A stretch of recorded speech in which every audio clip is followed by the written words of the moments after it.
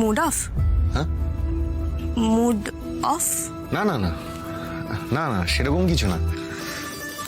সেরকম কিছু না বললে তো আমি শুনবো না। মুড দেখেই মনে হচ্ছে কিছু একটা গড়বড় হয়েছে। এত ভালো একটা শুটিং হলো, তারপরেও মুড অফ। কারণটা কি জানতে পারি? আরশি, আমার মুড অফ না। আমি ভাবছিলাম আসলে এই আসল কথাটাই তো আমি জানতে চাইছি। আমাকে কি বলা হয়েছিল? মনের মধ্যে কোনো কথা থাকলে খোলাখুলি বলতে, হেজিটেট না করতে। হেজিটেটটা এখন কে করছে? সবকিছু কি আর খোলাখুলি বলা যায় আরশি?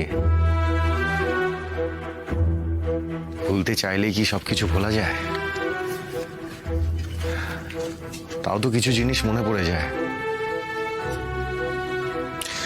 আসলে আজ সায়ন্তনীর জন্মদিন। আমি তো ওকেই আসল মধুবনী বলে জানতাম, আর প্রত্যেক বছর এই দিনটা ধুমধাম করে সেলিব্রেট করতাম।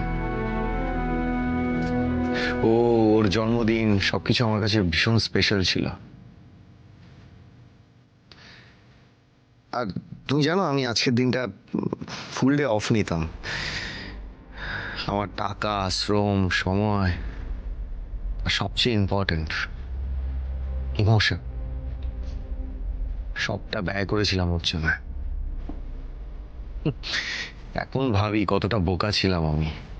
না স্যার, বোকা তো সে যে আপনার ভালোবাসার মূল্য দেয়নি, ঠকিয়েছে আপনাকে।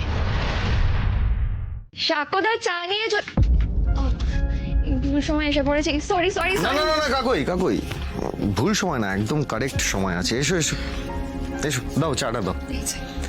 আসলে আমরা একটু কথা বলছিলাম, মানে আজ সায়ন্তনীর জন্মদিন, তাই। মা বোন সায়ন্তনী জন্মদিন মানে তো আজকে মধুবনীরও জন্মদিন।